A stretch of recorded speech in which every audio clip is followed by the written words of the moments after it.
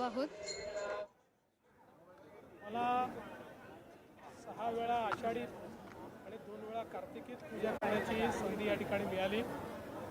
हा विठुरायाचाच आशीर्वाद आहे की राज्याच्या जनतेचा प्रतिनिधी म्हणून ही पूजा करण्याची संधी मला, माझ्या पत्नीला या ठिकाणी मिळाली।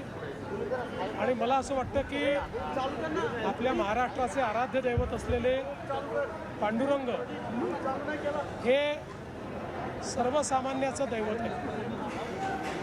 महाराष्ट्रातला सामान्य माणूस विठ्ठलामध्ये आस्था ठेवतो, त्यांच्याकडनं प्रेरणा घेतो आणि किती कष्ट आले तरी त्या कष्टांचा सामना करतो। आणि म्हणूनच इथे आलं की एक वेगळी ऊर्जा आणि प्रेरणा ही प्राप्त होत असते।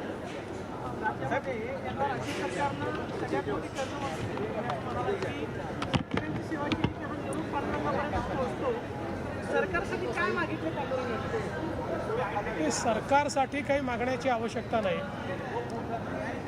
मला असं वाटतं की पांडुरंगांना आपल्या मनातलं कळतं, पण एक गोष्ट मात्र इथे आल्यानंतर मी सातत्याने मागत असतो, कारण ही जी आषाढीची पूजा आहे ही खरीपाच्या हंगामात होत असते आणि खरीपाचा हंगाम चांगला झाला तर राज्यात शेतकरी सुखी होतात आणि राज्य सुखी होतं। आणि म्हणून मी सातत्याने हीच मागणी पांडुरंगांना करतो की राज्यामध्ये चांगला पाऊस व्हावा आणि शेतकऱ्यांना दिलासा मिळावा, शेती चांगली पिकावी आणि शेतकऱ्यांच्या जीवनामध्ये त्या ठिकाणी आनंद यावा अशी मागणी असते।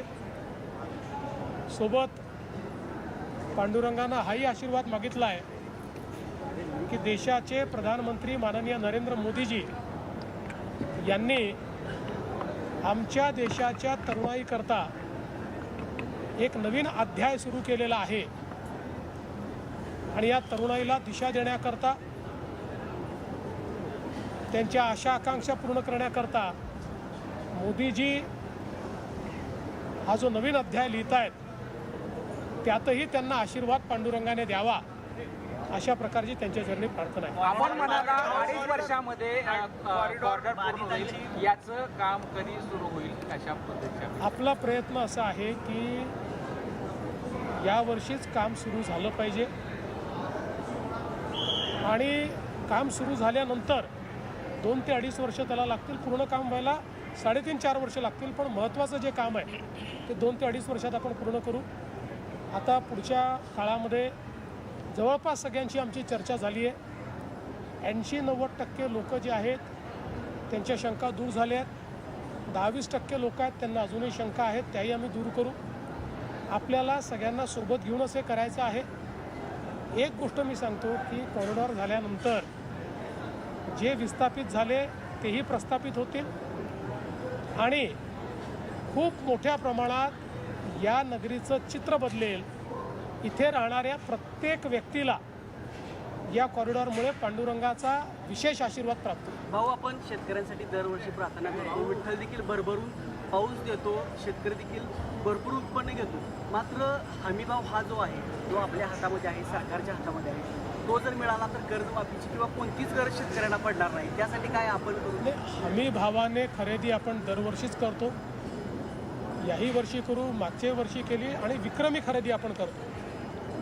पण आज आपल्यासमोर जो सगळ्यात मोठा प्रश्न आहे तो उत्पादन खर्च जो वाढतो आहे त्याच्यामुळे एकीकडे शेतमालाचे भाव आंतरराष्ट्रीय बाजारपेठ ठरवते आणि दुसरीकडे आपल्याकडे उत्पादन खर्च सातत्याने वाढतो आहे आणि म्हणूनच उत्पादन खर्च कमी झाला पाहिजे याकरता मोफत वीज आपण दिली, ड्रीप इरिगेशन आपण मोफत देतो, पाण्याच्या व्यवस्था आपण मोफत देतो, पंप आपण मोफत देतो, सौर पंप किंवा अगदी कमी किमतीत देतो, निविष्ठा आपण कमी किमतीत देतो, यंत्रसामुग्री आपण कमी किमतीत म्हणजे 90% 100% सबसिडीने त्या ठिकाणी देतो।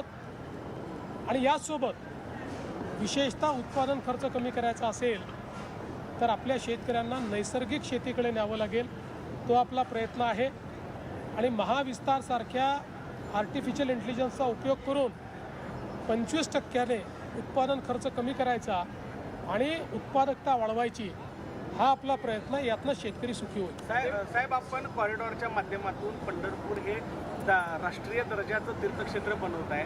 त्याचबरोबर पंढरपूर जिल्हा देखील झाला पाहिजे अशी मागणी आहे. त्याबद्दल काही आपण करणार आहात? हां, आता महाराष्ट्रात किती जिल्हे करायचे, ते कधी करायचे, विठुराया ज्यावेळेस आम्हाला आदेश देतील त्यावेळेस करू.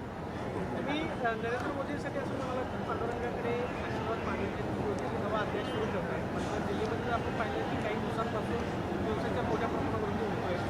तरुणाई रस्त्यावरती उतरतील. तरुणाईला भडकावलं जातं की खरंच जीवन प्रश्न घेऊन तरुणाई जे आहे ते सज्ज करत आहे? बघा, दोन्ही गोष्टी मला दिसतात. प्रश्नाचं गांभीर्य असल्यामुळे शांततेने आंदोलन करणारेही मला दिसतात. आपल्या समोरचं भविष्य चांगलं राहिलं पाहिजे याकरता त्या आंदोलनाला समर्थन देणारेही मला दिसतात. आणि त्याचवेळी या आंदोलनाच्या पाठीवर आपल्याला राजकीय पोळी भासता येईल या दृष्टीनं राजकारण करणारे, हौसे नवसे काही गौसे अशा प्रकारचे हिंसाचार करणारे किंवा जाणीवपूर्वक त्या ठिकाणी कुठेतरी अराजकता तयार झाली पाहिजे असेही लोक त्या ठिकाणी शिरलेले आपल्याला पाहायला मिळाले. आणि मला असं वाटतं यामुळेच ही सगळी परिस्थिती लक्षात घेऊन श्री सोनम वांगचुक यांनी आपलं उपोषणही सोडलं. त्यांच्या मागण्याही सरकारने मान्य केल्या, त्याच्यावर कारवाई सुरू झाली आणि त्यांनी सगळ्यांना सांगितलं आहे की शांततेनंच हे पुढे गेलं पाहिजे. दोन्ही ठाकरे उद्या पुन्हा एकदा मोर्चा काढतात मुंबईमध्ये, राज ठाकरे आणि उद्धव ठाकरे मिळून, याच संदर्भात मला असं वाटतं की सगळ्यांना लोकशाहीमध्ये आपलं मत मांडण्याचा अधिकार आहे. पण हा जो काही मोर्चा होतो आहे, या मोर्चाला विद्यार्थ्यांशी काही घेणं देणं आहे याची शक्यता कमी आहे. राजकारणामध्ये आपली जागा पुन्हा कशी निर्मित करता येईल याकरता हा प्रयत्न अधिक दिसतोय. पण तरी देखील माझ्या शुभेच्छा आहेत. राज्यामध्ये